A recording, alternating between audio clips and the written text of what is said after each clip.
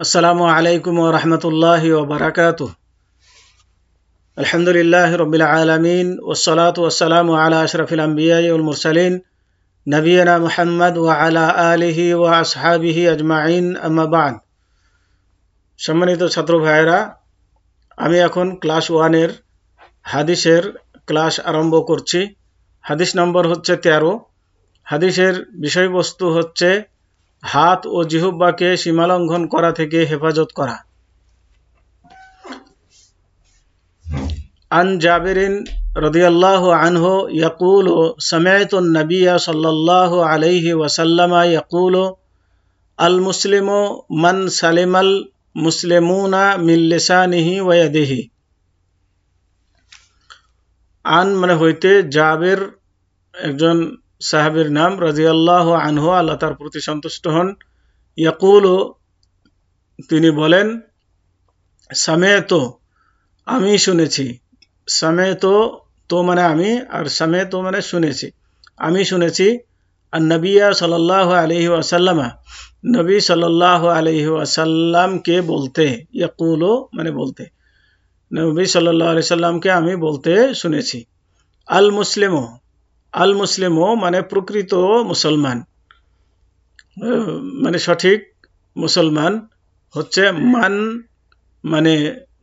মান মানে যে বা যার, সালিমা মানে নিরাপদ থাকে, মুসলিমুনা মুসলমানগণ, মুসলিমুন এটা মুসলিমুনের বহুবচন, মুসলিমুনা মানে মুসলমানগণ নিরাপদ থাকে, মিন লিসানিহি, মিন মানে হইতে, লিসানিহি লিসান মানে জিহ্বা, হি মানে তার জিহ্বা হতে, ওয়াইয়াদিহি এবং তার হাত হতে। তার মানে প্রকৃত মুসলমান হচ্ছে সে যার জবান অর্থাৎ জিহ্বা এবং হাতের অনিষ্ট হতে মানুষ নিরাপদে থাকে।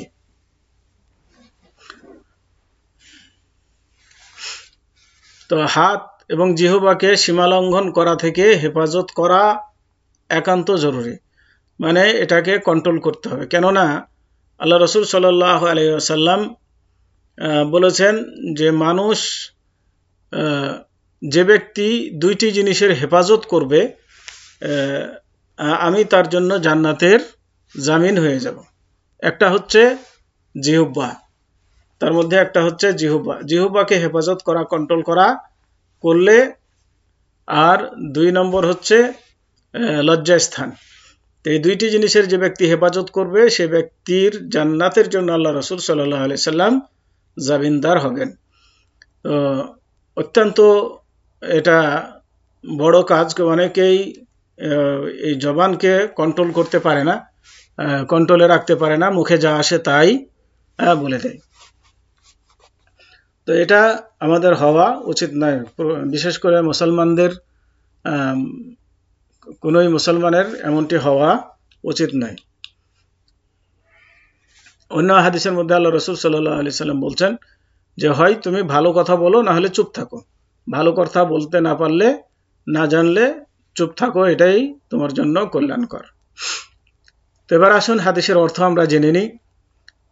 জাবের রাদিয়াল্লাহু তাআলা আনহু থেকে বর্ণিত, তিনি বলেন যে আমি নবী করিম সাল্লাল্লাহু আলাইহি ওয়াসাল্লামকে বলতে শুনেছি, তিনি বলেছেন প্রকৃত মুসলমান সেই ব্যক্তিকে বলা যাবে যার হস্ত ও জিহ্বা হতে সমস্ত মুসলমান নিরাপদে থাকে।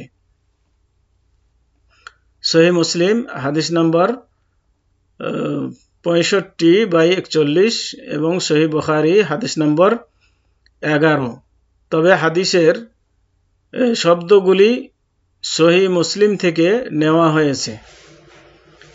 হাদিস বর্ণনাকারীর পরিচয়। হাদিস বর্ণনাকারী তিনি হচ্ছেন আবু মুসা আব্দুল্লাহ বিন মুসলিম আল আশআরি। আবু মুসা, মুসার পিতা আব্দুল্লাহ, তার নাম হচ্ছে আব্দুল্লাহ, আর তার পিতার নাম হচ্ছে মুসলিম, আর মুসলিমের পিতার নাম হচ্ছে মুসলিম আল আশআরি, আশআরি গোত্রের। তিনি একজন প্রসিদ্ধ সাহাবী, কুফার গভর্নর ছিলেন। তিনি 50 হিজরিতে মৃত্যুবরণ করেন। হাদিসের সারসংক্ষেপ। এ হাদিসের মধ্যে নিজের হাত ও মুখকে হেফাজত করার দলিল বর্ণনা করা হয়েছে এবং একজন মুসলমান তার অপর মুসলমান ভাইকে কষ্ট না দিয়ে তার সম্মান ও সংরক্ষণ করার তাগিদ দেওয়া হয়েছে। এখানে মুখের কথা বলা হয়েছে কেননা অন্তরের কথা মুখ প্রকাশ করে। হাদিসের মধ্যে হাতের সংরক্ষণ করার দলিল রয়েছে কেননা হাতের মাধ্যমে অধিকাংশ কর্ম সম্পাদন হয়ে থাকে। তো এখানে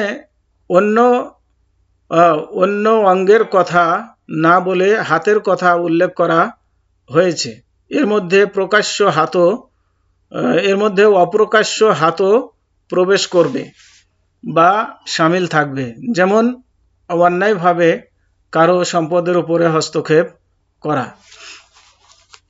তো এই হাদিস দ্বারা এই সমস্ত জিনিসগুলোকে বোঝানো হয়েছে।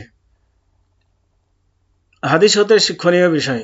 এই হাদিস থেকে আমরা যে জিনিসগুলো জানলাম, যে মাসালাগুলো জানলাম তা হচ্ছে এই: এক, অন্যের সম্পদের উপরে অন্যায়ভাবে হস্তক্ষেপ না করা, যদি তা নগণ্য জিনিসও হোক না কেন। দুই, সবচেয়ে উত্তম মুসলমান তারা যাদের কষ্ট থেকে অন্য মানুষ নিরাপদ থাকে,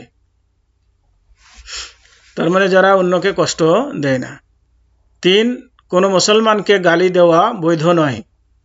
চার, কোনো মানুষের পিছনে এমন কথা বলা যা সে পছন্দ করে না, এটাও তাকে কষ্ট দেওয়ার মধ্যে শামিল রয়েছে।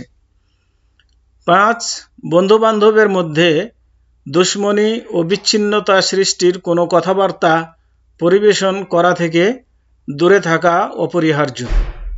ছয়, প্রত্যেক ব্যক্তিকে সতর্ক থাকা দরকার যে নিজের বন্ধু-বান্ধবের খাতা কলম ইত্যাদি তার অনুমতি ছাড়া যেন না নেওয়া হয়, কারণ এতে সে কষ্ট পেতে পারে বা সে খারাপ মনে করতে পারে। তো আসুন আজকে এ পর্যন্তই। ওয়া সাল্লাল্লাহু আলা নবিয়িনা মুহাম্মদ ওয়া আলা আলিহি ওয়া আসহাবিহি ওয়া বারিক ওয়া সাল্লাম। আসসালামু আলাইকুম ওয়া রাহমাতুল্লাহি ওয়া বারাকাতুহু।